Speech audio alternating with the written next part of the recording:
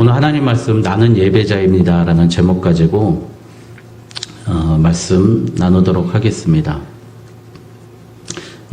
제가 어제 그 군인교회 신탄리 가기 전에 대광리에 있는 군인교회 이렇게 리모델링 예배를 감사 예배를 참석했습니다. 요즘에 저희 교회도 다 오셨기 때문에 또 저도 안 갈 수도 없고 또 토요일날 바쁜데 가서 예배 드리는데 이제 드렸는데 예배를 참 30분 만에 마치는 거예요. 그래서 오늘 일찍 끝나서 일찍 가겠구나 싶었는데 30분 끝나고 나서 이제 2부 행사를 하고 감사패 전달, 감사장 전달 뭐 이런 행사를 하는데 그게 한 1시간 15분인가 하는 거예요. 예배는 30분 드리고 다 나와서 뭐 감사패 받고 감사장 받고 또 5명이 나와서 얘기를 하는데 병사 용사들이 앉아 있는데 다 자고 이걸 보면서 이게 참 잘못된 거구나. 이게 그분들이 그러니까 조그만 도움을 준 사람들한테 다 뭘 주는 거예요. 그러니까 앉아 있던 사람들이 왜 이렇게 일반인들이 많았나 싶었더니 다 받는 사람들이에요. 그래서 제가 이걸 보면서 이 예배가 이 교회가 설립된 게 이게 하나님의 영광을 위해서 하는 일인데 물론 그분들이 정말 좋은 봉헌을 하고 했지만 이 사람이 저렇게까지 영광 받아야 되나 싶은 생각이 들면서 약간 좀 불편했어요. 제가 좀 비판적이라서 그런지 모르겠지만 여러분 우리 예배가 하나님 앞에 드려지는 예배인데 사람이 영광 받는 게 너무 많은 거예요. 뭐 예를 들자면은 내가 어떤 일을 안 하면 안 나오는 사람들 있잖아요. 그런 거 잘못된 거고 이게 또 이렇게 사람들이 많아야 나온다고 생각하는 것 이런 것도 참 잘못된 거고 우리가 하나님을 바라보지 않고 예배드리는 것 하나님이 영광받지 못하는 예배에 대해서 우리 교회는 적어도 철저히 배격해야 될 것 같습니다. 사람들을 칭송하는 예배가 되면 사실은 안 됩니다.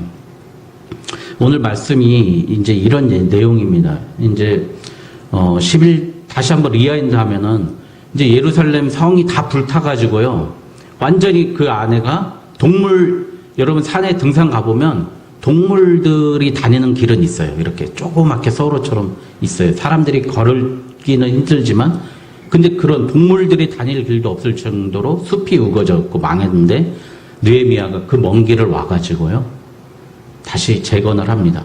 그리고 10장에 보면 여러분들 임봉했다 그래요. 말씀에다가 내 도장 꽝 찍고 나 이제 말씀으로 살겠습니다. 이렇게 결단한 거예요. 지도자들. 그러니까 레위인들하고 제사장들하고 그 방백들, 그러니까 장로 정도, 공무원 정도 되는 사람들이 열심히 살겠습니다라고 그렇게 하고 이제 멈췄는데 스킵하고 우리가 교리 강좌를 들어갔는데 오늘 11장에 보니까 제비뽑기를 했다는 말이 나오잖아요. 11장 1절에.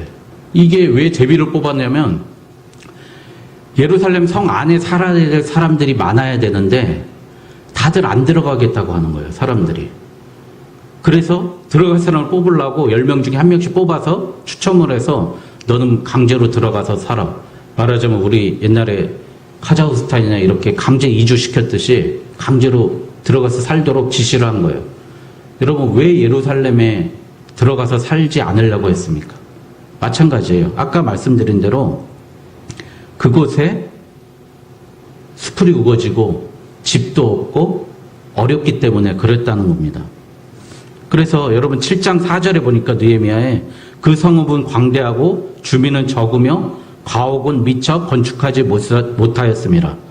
그러니까 집도 절도 없는데 들어가서 살라고 하니까 누가 들어가 살겠습니까? 그러니까 제비뽑기를 한 겁니다. 여러분 우리 신앙생활에도 마찬가지예요. 우리가 하나님 앞에서 신앙의 유혹이 한 3가지가 있는데 이런 거예요. 우리 신앙생활 열심히 하면 위험하다고 생각하는 것. 2번째, 가옥이 살 집이 없다고 생각하는 것. 또 사람이 없다고 생각하는 그런 유혹이 내포되어 있습니다. 예수 믿으면 위험하지. 사람들에게 외면당하지. 말 그대로 예수님처럼 나도 십자가에 못 박히면 어떡하지? 공격당하면 어떡하지?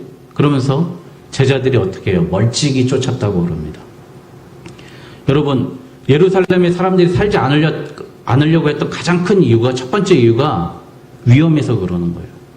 북쪽에는 산발랏이 있고 서쪽에는 도비아가 있고 아랍 사람이 있고 이렇게 다 포위해서 호시탐탐 예루살렘을 빼앗으려고 노리고 있는데 누가 거기 들어가겠습니까? 그런데 2절에 보니까 자원하는 자도 있다고 했습니다. 내가 자원하는 자도 있다고. 여러분, 우리가 위험하다고 생각하는 그 곳, 예수님 따라가면, 여러분, 그래, 내가 너에게 검을 주러 왔다고 그래. 싸우라고 그러잖아요. 예수님, 내 가족이 너의 원수라고 그러지 않습니까? 예수님께서는 우리에게 평안이 있지만 그 평안이 있기 전에 우리에게 위험을 감수하라고 말씀하는 겁니다. 제자들은 십자가에 멀찍이 쫓아갔어요. 마지막 남은 제자 딱 한 명밖에 없었어요. 12명 중에. 수천 명이 예수님을 쫓았지만 마지막에 예수님 십자가 같이 한 제자는 한 명이고요. 여성들, 막달라 마리아, 무슨 마리아, 여러 마리아들만 예수님 곁을 지키고 있었어요. 여러분, 여기서 우리가 잘 생각해 봐야 됩니다. 신앙이 위험한 거예요. 신앙생활하면 사람들한테 외면당할 수도 있고 그렇지만 그 위험을 감수하는 것, 그게 예배자로 설 수 있는 길입니다. 두 번째, 가옥이 없다고 그랬습니다. 7장 4절에 보면 부동산, 건물이 없는 거예요. 바로 물질의 문제입니다. 집도 없고 땅도 없는데 어떻게 살라는 거야. 신앙생활하면 우리 가난해지잖아. 어떻게 하라는 거야. 이런 문제가 우리에게 유혹이 다가온다는 겁니다. 세 번째, 주민이 적어. 우리는 제가 개척하고 제일 많이 들은 얘기가 몇 명 모여요. 지겹게 듣습니다. 정말 지겹게 들어요. 여러분, 사람이 많이 모여야 성공한 거라고 생각을 하죠. 근데 저도 10,000명 모이는 교회 다녀봤어요. 1년 반 동안 전도사 간사 했어요.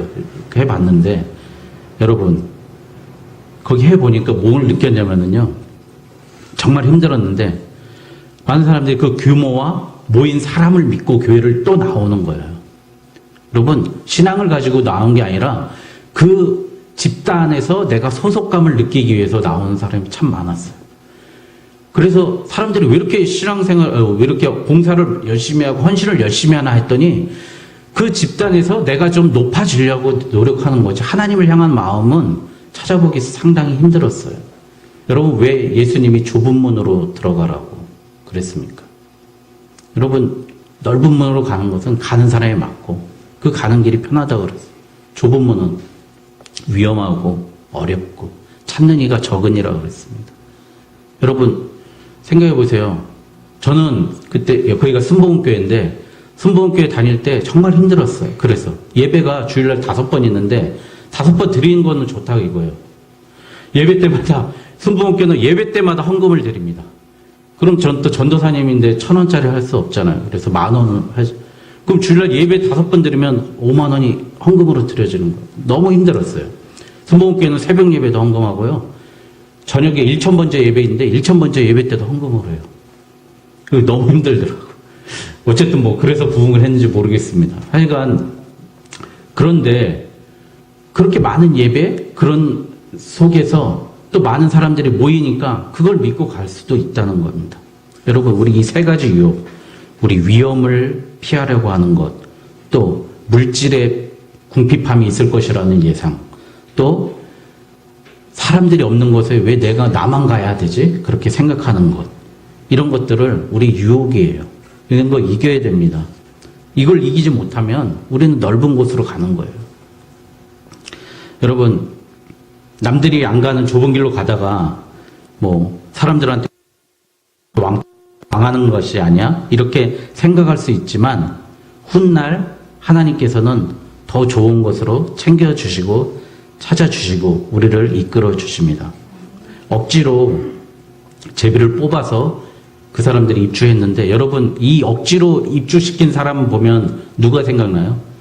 구레네 사람 시몬이 생각나지 않습니까? 예수님이 십자가에 못 박히기 전에 십자가를 지고 가시는데 너무 채찍이 많이 맞아가지고 십자가를 맬 수가 없으니까 옆에 있는 흑인이 하나 있었어요. 흑인을 오라 그래갖고 네가 십자가 져 그래. 그 구레네 사람 시몬이 대신 예수님이 십자가를 지고 갔습니다. 근데 그 사람이 어떻게 됐냐면요, 로마서 여러분들 아시죠? 로마서 맨 마지막에요. 16장에 보면 로마서에 사도 바울이 그에게 문안하라 감사하라는데 구레네 사람 시몬의 부인에게 감사하고 고마워했다는 거예요. 또 안디옥 교회가 그 이스라엘 바깥에선 최초로 세워진 좋은 교회인데요. 여러분들 보면 안디옥 교회 많잖아요. 왜? 그 교회가 너무 멋진 교회예요. 그 안디옥 교회에 교사가 있었어요. 선지자와 교사가 있었는데 그 사람이 억지로 십자가를 맸던 그 사람이 안디옥 교회 선지자 교사가 됐어요. 여러분 억지로라도 맬 때 되는 겁니다. 우리 운동하다 보면 여러분 운동하기 싫은 날 안 해버리면 근육 다 풀리잖아요. 예? 피아노 그쵸? 내가 너무 하기 싫은 날 해도 연습해야 그게 쌓이는 거 아닙니까? 저는 뭐 배우겠다 못 배우겠다 할 때 딱 어떤 걸 보면 아냐면 그거 몇 달이면 마스터예요. 그런 거 물어보는 애들을 보면 100% 안 돼요.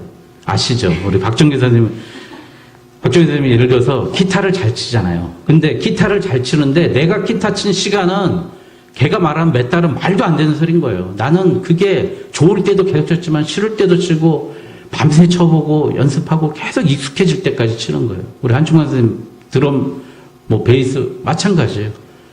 다 외웠대잖아요. 악보 처음에서부터 뒤면까지. 그러니까 안 되는 사람들은 그게 안 되는 게 억지로 할 때는 안 하는 거예요. 그러면 자기 게 안 되는 거죠. 우리 신앙도 마찬가지예요. 억지로 해야 될 때가 있다는 거죠. 내가 하기 싫어도 해야 될 때가 있는 겁니다. 그때가 바로 하나님의 은혜가 임하는 시간인 줄 믿습니다. 여러분 우리 힘들어도 억지로라도 할 수 있을 때 그때 우리의 영적인 근육이 늘어난 줄 믿습니다. 그래서 스티브 잡스가 이런 얘기 했다고 그래요. 맨 마지막에 그 스탠포드 대학입니까? 거기서 졸업식 때 맨 마지막에 stay foolish 그럼 우직하게 stay foolish 바보처럼 우직하게 stay hungry. 여러분 좀 세상에서 우리가 바보처럼 살 필요가 있어요. 남들이 뭐라 그러면 이 말 한다고 그러고 저 말 한다고 그럴 필요 없이 우직하게 내 길 가는 겁니다. 남들이 좀 바보 같은 행동 좀 했으면 좋겠어요, 우리가. 저도 지난주에 이 말씀 준비하면서 그런 행동 하나 했어요. 여러분, 우리 같은 동료들이 제일 싫어하는 게 거기 학급 담임을 맡는 걸 제일 싫어하거든요. 하루 종일 가서 이렇게 통제를 해야 돼요. 다 싫어요. 그래서 이번 다음 주가 마지막인데 다음 주는 제가 다 하겠습니다. 돌아가면서 하는데 제가 다 하겠습니다. 여러분들께 제가 좋은 거 선물해 드리겠습니다. 그렇게 우직하게 한번 했어요. 여러분, 저는 참 감사하게 생각해요. 여러분, 우리 인사 담당하신다고 그러죠. 우직하게 그 사람이 원하면 인사 업무를 해보면 딱 아시죠? 사람들이 얼마나 간사하고 이기적인가를 알게 되지 않습니까? 그렇죠. 나에게 조금 소문이 나는 것에 대해서는 결코 받아들이지 못하는. 그럴 때 그 사람이 해달라는 거 한번 해주는 거예요. 우직하게. 여러분, 사업하시는 분들 상대방이 돈도 안 되는데 요구할 때 있어요. 그럴 때 한번 해주는 겁니다. 여러분, 이런 모든 것들 그럴 때 우리가 우직하게 한번 그 사람 도와줄 때 그때 예수님 사랑이 전해지는 줄 믿습니다. 여러분, 한번 우직하게 한번 하는 것도 우리 신앙 늘 그렇게 하는 게 아니라요. 정말 그게 필요한 사람한테 한번 해주는 거예요. 그런 것들이 필요하다고 생각합니다. 여러분, 두 번째, 위치가 중요합니다. 그 2절에 보면 예루살렘에 거주하기를 자원하는 모든 자들을 위하여 백성들이 복을 빌었느니라. 그래서 제비로 뽑힌 사람도 있지만 자원한 사람도 있었다는 거예요.